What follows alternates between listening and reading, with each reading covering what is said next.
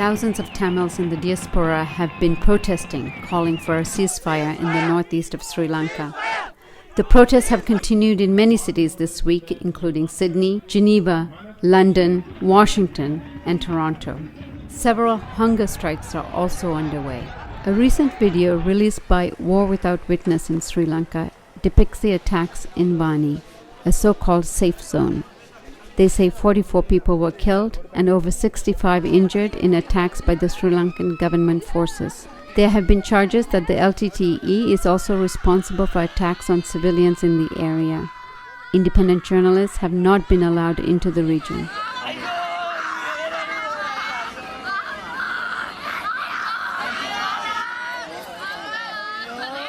The Undersecretary General for Humanitarian Affairs at the United Nations, John Holmes, said that a full-scale long-term ceasefire is unlikely at this time. Calling for a temporary humanitarian lull, Holmes said decisive action by the government, the Tamil Tigers, and the international community is necessary before it is too late for thousands of civilians trapped in the area. Holmes said that this will allow aid workers and medical supplies to get in, and for those who wish to get out of the area can do so. Holmes emphasized that if the Tamil Tigers truly have the best interests of the Tamil people at heart, they should contribute to ending the unnecessary civilian suffering. I'm joined by Dr. R. Cheran. He's a professor of sociology and anthropology at the University of Windsor. He was formerly the deputy editor of the Saturday Review in Jaffna, Sri Lanka. He was also a founding member of the Free Media Movement in Sri Lanka. Thank you for joining us again, Cheran. Thank you.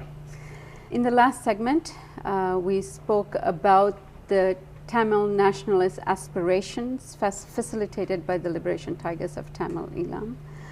We're also talking about a Sinhalese nationalist aspiration of maintaining and keeping power in Sri Lanka, not willing to share this. This has been a long war, over 30 years now. What is the context? It is very important to understand the current war in Sri Lanka is one of the most neglected war in the international arena. And second, this war has taken more than 200,000 civilian casualties, which has never been recorded. So how do you know? If it's not been recorded, how do you know there's 200,000 Well, it's casualties? Two respected medical professionals, one working at Harvard University and another one is Washington University. They did a research on the number of civilian casualties in the Sri Lankan violence, and their tally is 215,000 3 years ago. And then while I have been working at the Saturday Review, we also came out with the own tally of a number of civilian casualties up until 1985. And then their official records, the government officially claimed that they have lost 24,000 soldiers, and the LTTE officially claimed that they have lost 24,000 soldiers. So you can add up all those combatants. In fact, if we look at the daily casualty rate in the Vani region of Sri Lanka, between 100 and 150 people civilians are getting killed on a daily basis. So this is a huge humanitarian tragedy. But the point that how come we ended up in this kind of a situation or scenario is really important. So Sri Lanka gained its independence from Britain in 1948. So in the post-independent era, the Sri Lankan state has become a majoritarian state representing only the majority community, that is the Sinhalese community in Sri Lanka. So they have effectively marginalized the minorities in the formation of in the state formation process. That has resulted in the severe degree of alienation of minorities from the state. So this is a kind of a dominant narrative that Tamils always put forward, and there is some substance to it, that the peaceful advocacy did not work in Sri Lanka for equal rights for Tamils. So in the late 70s, various militant groups came into being. Not just the Liberation Tigers of Tamil Eelam, but at some point in history, say in 1985, there were almost 48 Tamil militant groups with various kinds of ideology, from Tamil nationalism to national liberation to Marxist, Maoist, all kinds of groups that have been advocating different kind of ideologies, but all largely under the rubric of the liberation struggle and the separation. So the government response instead of addressing all those issues, the government response was to use the Prevention of Terrorism Act and the emergency regulations to crush all kinds of dissent. So Sri Lanka is perhaps it is not a state of exception, but the exception has become the rule. Exception in the sense of continuing the governance by emergency is the result in Sri Lanka. So there are very few years that the Sri Lanka was not under rule of emergency. So this is the context within which the entire nationalistic war is being played out. Will the Tamil people at this moment in the conflict be satisfied with any other model rather than a separate state?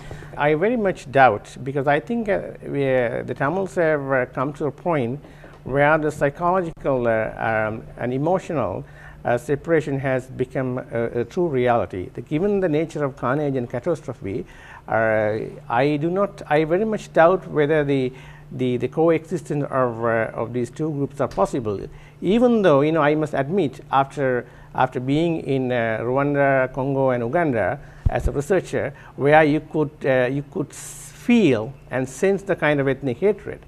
That is not the case in Sri Lanka, because I think the government, we can still convince the average Sinhalese people that the reasonable solution is possible. But the difficulty there is the government of Sri Lanka prevents any kind of independent information reaching the Sinhalese population. So the point is that there is no room or space for reconciliation. That is why I'm saying that the only possible way is to think about a form of confederation. But maybe in the long run, they might come together. But at this point, I'm very doubtful whether any kind of solution.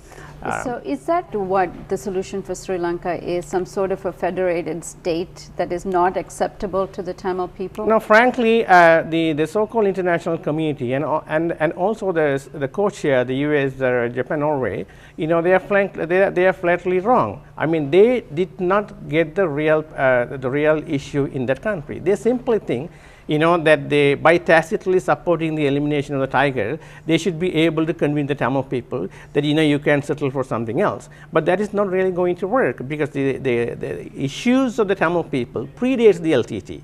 But the failure of international community is to understand the nuances of this current conflict. That is why I would strongly argue the international community and the government of India, they tacitly support the current government of Sri Lanka in its military onslaught, hoping that sooner rather than later the government will be able to crush the anti-LTTE. But the point they are missing is that LTTE may be crushed, but as long as the fundamental problem remains unsolved, there will be another organization, and the will of the Tamil people to fight for equality, dignity, and self-determination will go on. In our next segment, let's talk about what the role of the international community is in order to bring a peaceful solution to the conflict.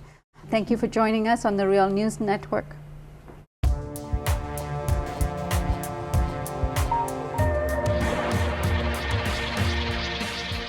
There are times when reality just asserts itself. In spite of the haze created by television news and entertainment, sometimes crisis rips a tear in the fabric of myth and propaganda. Now a profound economic crisis has ripped asunder the American dream itself. Millions of people losing jobs and homes. They lack proper health care and any real sense of security. Since 2001, workers' wages have fallen or remained stagnant, even though worker productivity has risen almost 33%. By 2006, the top 1% of households were receiving 23% of all pre-tax income, more than double what it was in the 1970s. It's the greatest concentration of income since 1928. As unemployment rises, we need to know why this crisis is happening and what we can do to defend ourselves. Why are wages so low? Why is the society so laden with debt? Is it in ordinary Americans' interest to have $1 trillion military budget to project power across the globe? Corporate television news won't ask these questions, let alone try to find answers. Only a truly independent news network can tackle these questions with courage and with ordinary people's interests in mind. We need a news network that's independent of corporations, governments, and political parties.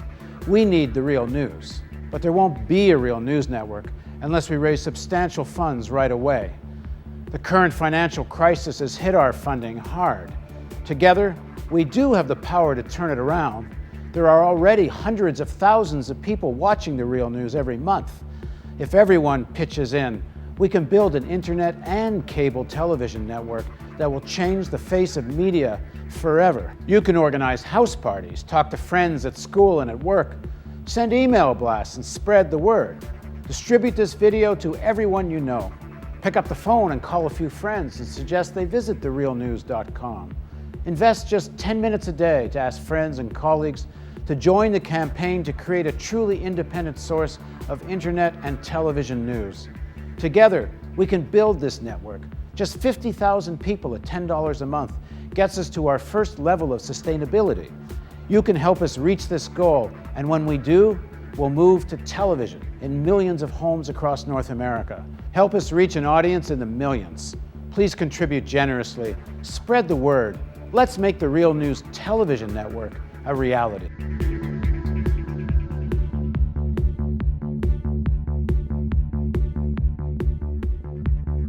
Your tax-deductible donation makes it possible. Please contribute at therealnews.com.